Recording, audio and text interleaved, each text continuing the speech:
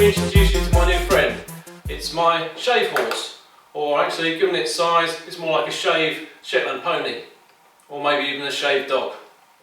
I've made this almost entirely out of pallet wood, and I'm going to show you a little later on how I did that. Probably in 2 or 3 episodes. Again, I filmed probably 95% of everything I did. Had a few mistakes with the battery running out, but got virtually all the video there. So, like the Sawyer's bench, I should be doing a full construction on it. But some of you didn't like the full format, so I'll also be doing a very short video that shows all the major points. Now, say most of this was pallet wood, there are a few round sections here which came from a broom handle. There's one steel bolt in it, and the seat, the actual shape of the seat, I cut out of a piece of plywood, although I could actually have glued up some pallet slats to make that up. And I've put a little bit of padding in there and a leather seat cover. So mostly pallet wood, but a few other things as well. Now, what exactly is a shave horse or a shave pony? Well, basically I've got a long lever here acting on a pivot. I use my feet to push this bar away at the bottom. That pulls down a crossbar on this little table, and I can put the piece of work that I'm working on underneath that bar, and that clamps it nice and tight. Then I can use either a spoke shave or a draw knife,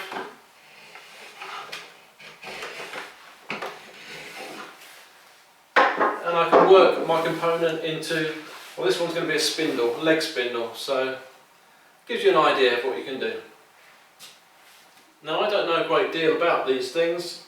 I tried to get some collaboration with a green woodworker to help me design this from scratch so that I wouldn't come across too many problems on the way, but that didn't take place, so I've had to come up with this just off the top of my head. Now, obviously I've seen lots of pictures, and there can't be too much that's too difficult, and there really wasn't. But one thing that I didn't understand, or didn't know to begin with, was how much leverage I'd need, whereabouts to put the bars at the bottom for my feet, how to pivot it, where to pivot it, how to secure this working table, and how to make things adjustable. So I've come up with answers to all of those myself, and I'm going to be testing it out on a project that I'm doing for a video in the coming month or so. Hopefully it's going to work really well, but if it doesn't, I can find out what's wrong with it and design something to get around all those problems. So let me just talk you around this in a little more detail. So first of all, I've got a seat. Got to be comfortable whilst you're working. So that's just a nice padded seat. Just slots in there. There would be some adjustability if necessary. At the moment it stops at the end, but if you're a shorter person, then you might want to move it forwards, and obviously we could put a pin through a few holes here to give some adjustment if necessary. One leg splaying into 2 feet at the back, just 1 foot at the front. All my weight when I'm sitting in it is on the back feet, so balance isn't a problem. When I'm not on it, it's very front heavy. The actual workbench, this area here, that angle that it's sloping up towards me can be quite useful to be able to adjust that. So what I've put in is a very simple 2 adjustments for it, where I can slide it off these wedges. It comes back to the standard angle that I made it, and already I know that's probably quite wrong. I probably want it steeper than that. So thankfully my adjustment with these wedges brings it up to an angle which is quite comfortable, and I think if anything I'd make it the possibility of going even higher.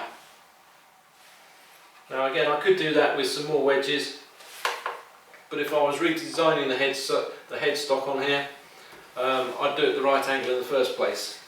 And I've got a wedge that holds that in place, because as you might have noticed there, it can slide here for more adjustment to give me different positioning of my arms where I'm working. So I might want to work a bit further away from the table. So a wedge holds that in place, and because of the way I've adjusted it there, the wedge is going to have a couple of angles on it, or a couple of positions on it.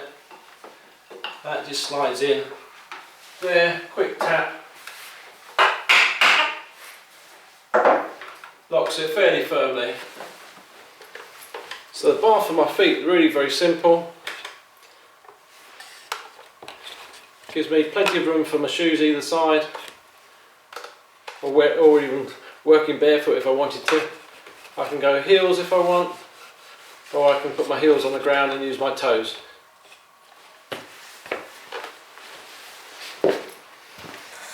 Moving up, we can see the pivot for that. It's just simply this rod going through I'm calling it the headstock. I've no idea what it's really called on a shave horse. That just passes through there, and I've put a couple of slippery plastic washers either side, just so that it's not wood on wood rubbing there. And you can see the adjustment I've got. It's very simple. Just slots in at different positions, and that adjusts how much height I can get between the bar at the top and the work. There's the top bar, just a simple crossbar. I do have plans for changing that for something more complicated in the future, but for the project I've got coming up, that should be fine. You can see at the moment, got very little gap at maximum opening. If I come up to the next position, that gives me from that small gap up to really quite a large one, and I've been a bit silly, I've gone really large here. I can't see me ever working on anything that big. But really easy to adjust, really quick. The headstock itself is very ugly in appearance. I will be taking it to a bandsaw and just making some nice curves on there just to make it look nicer, but functionally it's not going to make any difference. And in case you hadn't realised, the main backbone of it is a split backbone. Doesn't make any sense, does it? The main backbone to the horse are these two pallet bearers, gap down the middle. That's where the headstock sits between these two in front of the front leg. This is the front leg that comes through here. Obviously the seat itself slides between those two rails, and then at the back you can see that the back legs come through here with a big tenon, and they're just locked in place with blocks either end. That also makes it very easy to transport, because we can take it apart. Now this is quite tight, but it is possible to push out the rear legs, and then that takes you down to something which is only as wide as these two rails. At the front, I mean obviously the seat comes off as well, but at the front, if we take the wedge out that's holding the headstock, we can take the headstock off entirely. Got the wedges there, got the wedge that holds the headstock in place, and we've got the headstock assembly, and we've got the lever. All very simple, very quick to take apart, very easy to transport. Now something to notice about headstock is it's a big lump, but it's not glued together in these layers. These layers are separate. That's deliberately so that I can change them to change the height and to change the angle that the bed rests with relation to the frame, because I wasn't sure I'd get it right first time. Once I'm happy, I'll glue everything together and cut some nice curves on it. Obviously once that's in the framework and the wedges are in place, holds it all together, it's not going anywhere.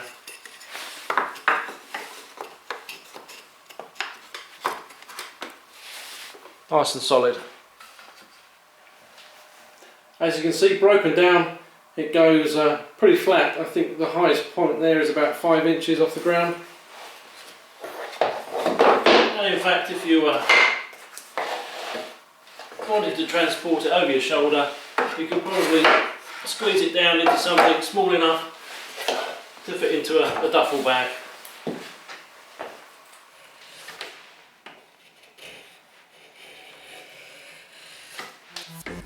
Thanks for watching, and if you'd like to see more videos like this, please consider supporting me on Patreon. Cheerio!